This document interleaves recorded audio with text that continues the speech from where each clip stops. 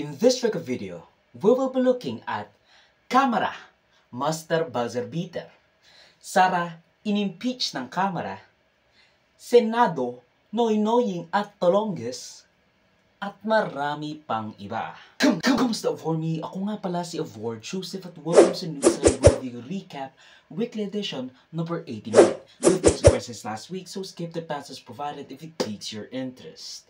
Here are some pictures commentary for your convenience. Buzzer beater na impeachment laban kay Duterte. Buzzer beater! Huling araw na.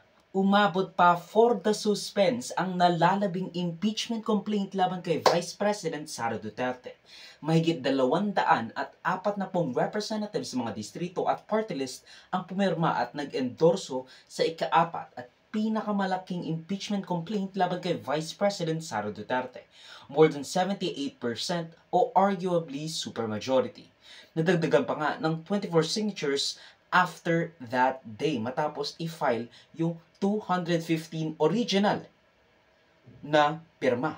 Bakit ba napakahalaga na marami ang pumirma sa impeachment complaint? Bakit mahalaga na more than 1/3 ng House of Representatives ang pumirma sa articles of impeachment complaint lodged against Duterte? Well, kasi 102 is actually the only signatures needed to expedite the process at hindi na kailangan dumaan pa sa komite at tumagal ang nasabing impeachment complaint para hindi mapanis. You can learn more about who actually signed the petition by going to Ian Islander 3's account kung saan pwede nyong makita ang interactive map na nagpapakita ng mga pumirma sa petisyon ng mga impeachment and it's fun and again, I was actually going to make one for this video pero alam kong malamang sa malamang, maunahan niya ako sa paggawa. And lo and behold, gagawa pa lang ako, meron na agad siya. So drop a follow sa kanyang Twitter account for more fun Filipino electoral maps. Now this comes at a particularly worrying time considering as you can see from the calendar session of the third regular session ng Kongreso, adjourn na ang session ng Kongreso from February 8, though apparently February 5 na, to June 2nd to, aside from regular breaks, ay to probably give way sa re-election campaign ng lahat ng miyembro ng House of Representatives at kalahati ng Senado. Baka mapanis at mawalan ng gana, di ba? Kasi again, tatagal pa ng 4 na buwan.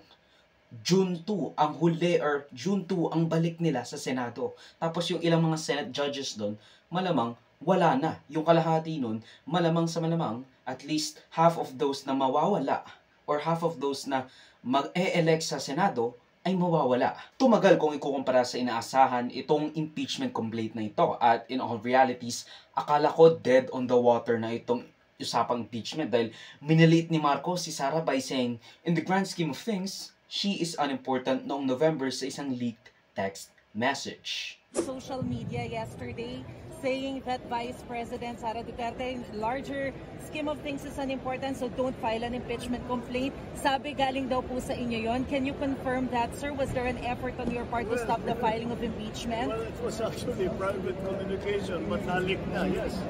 Because that's really my opinion. This is not important. This does not make any difference to even one single Filipino life. So why waste time on it? What will happen if somebody files an impeachment? It will tie down the House, it will tie down the Senate, it will just take up all that, and for what? For nothing. Something seconded by the Iglesia ni Cristo sect kung saan nag-organisa pa nga sila ng rally for peace. I saw a lot of videos of reporters asking the House Secretary General why he hasn't transmitted yung mga complaints sa mga progresibong grupo laban kay Duterte for impeachment, to which he has his ears apparently on the ground, alluding to over 1/3 ng tao sa Kongreso na impeachment complaint from the majority bloc. So inantay niya ng inantay yun hanggang sa inabot ng last day. Hindi naman kasi nga anytime 1/3 of the members can endorse it, can sign a complaint in my presence, and then diretso yun sa Senate. Hindi na dadaan sa Committee on Justice. Now, ayon sa articles of impeachment galing sa House of Representatives, from district representatives to party list representatives, which was promptly transmitted to the Senate, may 6 silang dahilan ayon kay House Secretary General Reginald Velasco. Number 1, conspiracy to assassinate President Marcos, First Lady, and Speaker Romualdez. Huwag kang mag-alala, ma'am, sa security ko. Kasi may kinausap na ako na tao. Sinabi ko sa kanya, kapag pinatay ako, patayin mo si BBM, si Lisa Araneta, at si Martin Romualdez. No joke. No joke. Nagbilin na ako, ma'am. Pag namatay ako, sabi ko, huwag ka tumigil hanggang hindi mo mapatay sila. And then he said yes. Number 2, we have the malversation of 612.5 million in confidential funds. Remember Mary Grace Piatos? Number 3, bribery and corruption in DepEd patungkol sa pag-receive ng mga opisyal ng DepEd of lump sums sa ilang envelope, each na naglalaman ng libo-libong salapi. Number 4, we have the unexplained wealth and failure to disclose assets. Number 5, we have the involvement in extrajudicial killings with Arturo Las Cañas implicating the Duterte family for Davao drug killing using the Davao Death Squad. Siya nga ang pasimuno nitong Oplan Tokhang Nung nakaupo siya as mayor noong 2012, inappoint niya si Bato de la Rosa as Chief of Police ng Davao City. Sinabi sa akin ni Bato de la Rosa na nag-craft sila ng panibago ngayong extrajudicial killing na campaign against illegal drug, in which is Tok-Tok Hangyo, meaning Tokhang, mga target personalities, illegal drug, labi na mga, lalo pa ang mga gumagamit ng shabu at saka nagbibinta. Sabi niya, kinapan ninyo, ilubong ninyo ang target para ang kaso missing person lang. At ang panghuli, the more general one being the destabilization, insurrection, and public disorder. If Trump can get away with it, the destabilization, the freaking incitement of riot and insurrection, why can't Sara? And she didn't even go as far as Trump did. Pinangungunahan ni Ferdinand Marcos III, the senior Deputy House Majority Leader at anak ni President Ferdinand Marcos II, ang paglikom ng perma seemingly disobeying his father's wishes of letting Duterte slide. The funny thing here is, siya yung nangunang pumirma at yung pinsan ng tatay naman niya ang huli. Which is also one of the people na direktang naapektuhan ng isa sa mga article of impeachment, particularly number 1, the conspiracy to assassinate Speaker Romualdez. Well, katulad po sa sinabi ng ating Pangulo ay nung nagpirmahan na sa impeachment complaint ay tinanong ko siya kung ano bang advice niya. And tama naman yung sinabi niya. He said, do your duty as a congressman and uphold your oath to the Constitution that you swore to protect. And it's my constitutional duty to go through the impeachment process as an elected representative. Now, as to why I was the first one to sign, alangan naman kung sasabihin ng tao na gusto nilang huhukayin yung lolo mo at itapon yung katawan sa West Philippine Sea. Sasabihin niya gusto niyang patayin ang Pangulo at ang First Lady na ang aking magulang at gusto niyang patayin ang Speaker. Ba't naman nagugulat ang tao na pipirma ako dyan? These are statements that can't be taken lightly, especially from someone with such a high position. This is actually also sudden dahil biglaan ko na lang rin nalaman na initially may 153 signatories na ang article of impeachment nung hapon lang. Kakagising ko lang noon galing sa 30 minutong siesta at kakalaro ko lang ng badminton at Block 123. Na rin ang 11 representative prosecutors ng impeachment proceedings na magaganap. Sila ay sina Representatives Acop, Acharon, Bongalon, Chua, Defensor, Flores, Gutierrez, Libanan, Luistro, Panaligan at Zamora. What if may matalo sa kanila? Senadong Tolonges sa impeachment ni Sara. Naging mainit na usapin na naman ngayon ang tilay noy-noying na pagtetenga at pagiging tamad at inaksyon daw ng Senado.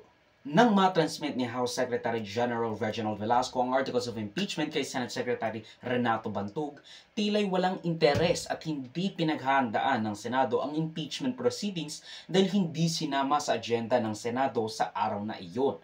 They're resolved into taking a break so that the senators can now launch their campaign elsewhere. Majority Floor Leader. Mr. President, before we adjourn, may I remind our colleagues that there is a standing resolution, resolution number 21, entitled Resolution Authorizing All Regular Standing Committees, Oversight Committees, and Special Committees of the Senate to conduct hearing, meetings, and consultations during every recess of the Senate to have continuity in the process of passing pending proposed legislations and to conduct investigations on issues of national interest to aid in crafting relevant legislation. At this juncture, Mr. President, I move that we adjourn the session until 3 o'clock in the afternoon of Monday, June 2, 2025. So move, Mr. President. There is a motion.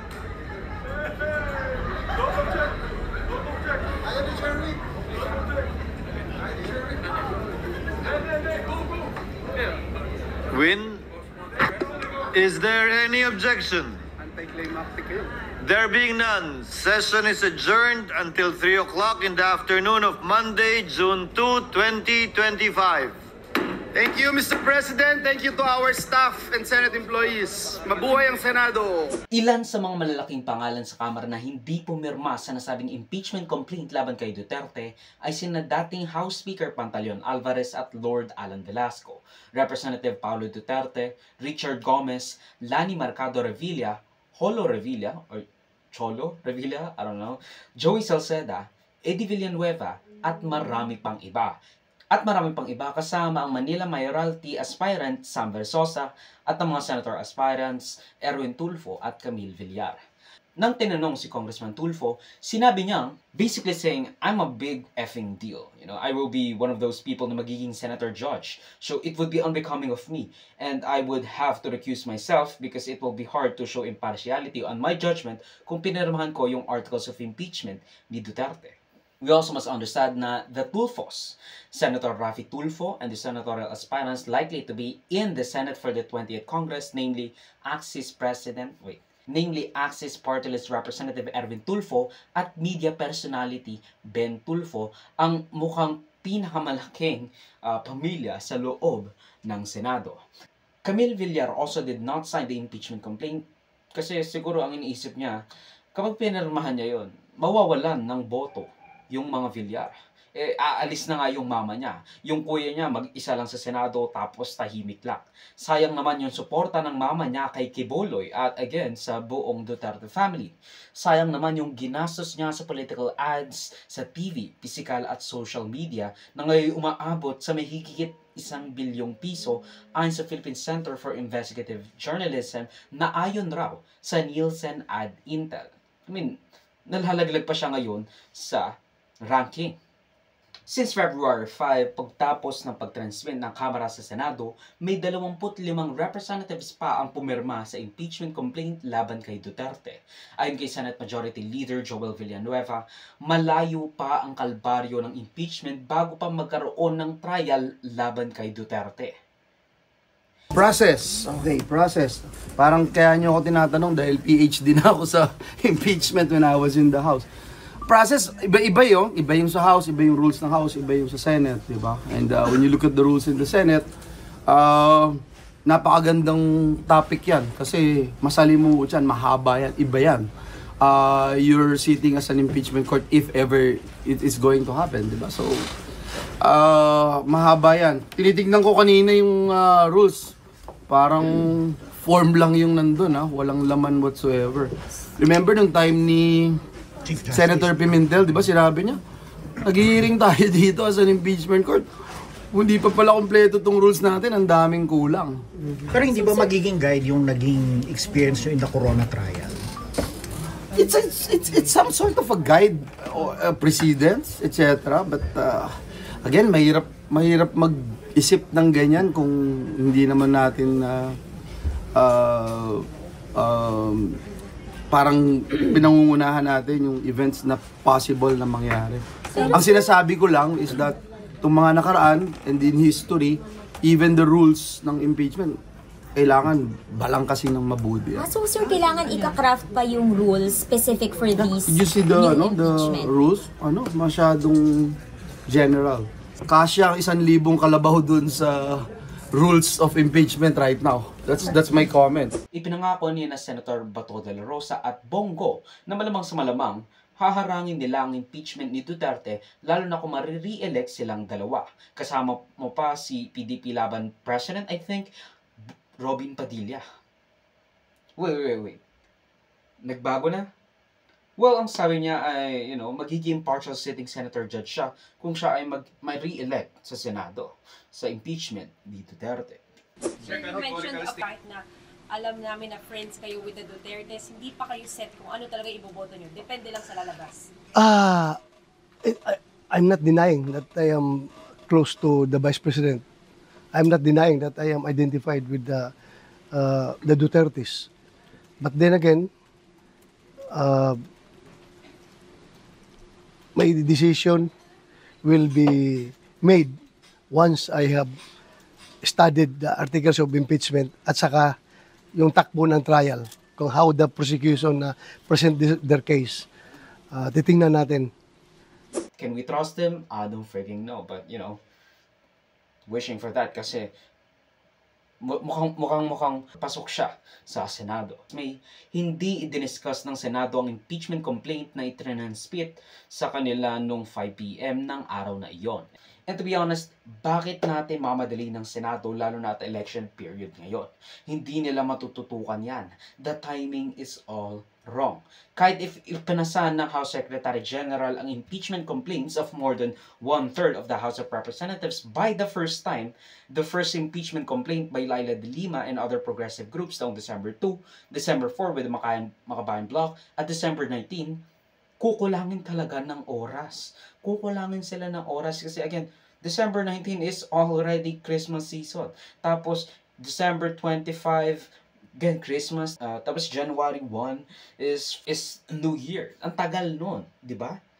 Natenga pa sa House of Representatives at taghain lang sila nung last day ng session ng Kongreso. But a lot of people still push for an impeachment trial from the true opposition sa House of Representatives at netizens.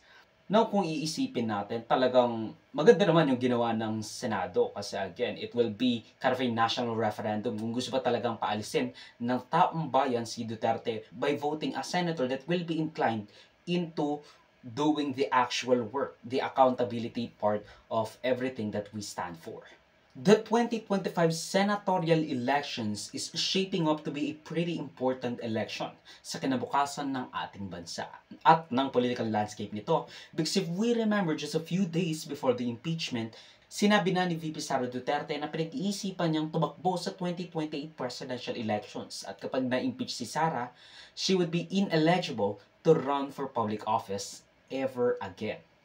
That is unless she resigns before the conviction. The people will have a direct hand in the murder of the political aspirations of Sara Duterte, especially if the senators they elected ultimately convicts the VP.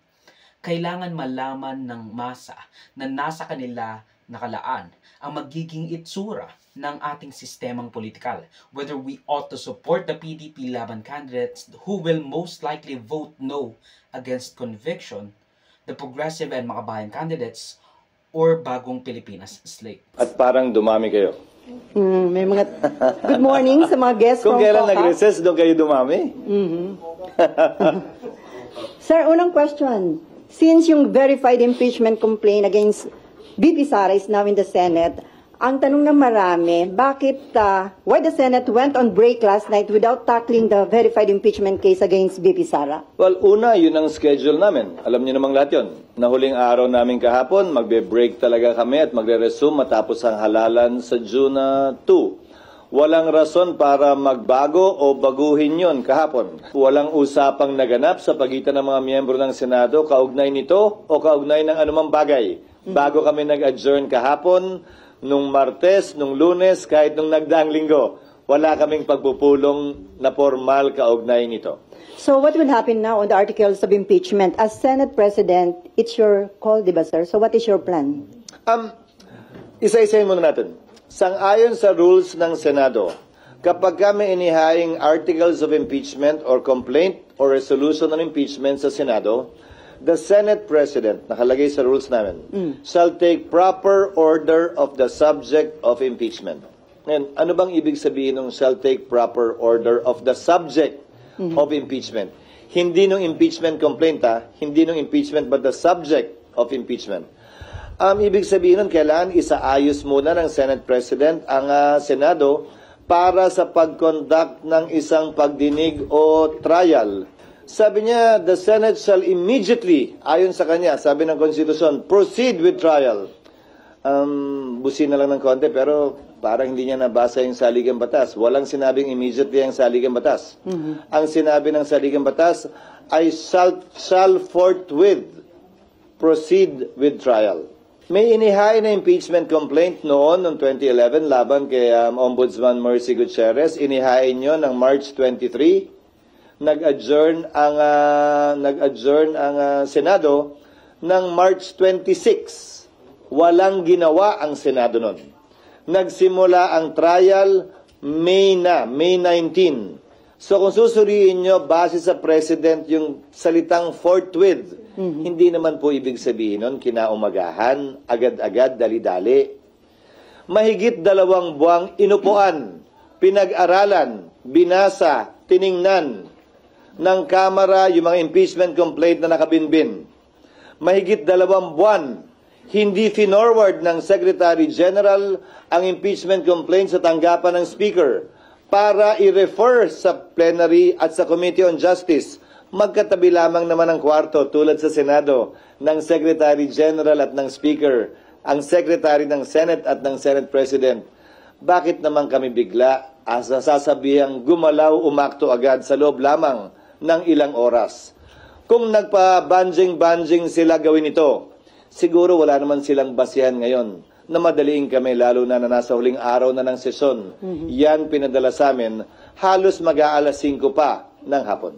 Wala rin namang deadline ng impeachment trial na maari at pwedeng mangyari na ma-roll over to the 20th Congress. Pero there's the word forthwith. Kailangan gawin mo agad pag na-transmit sa iyo ng House Speaker.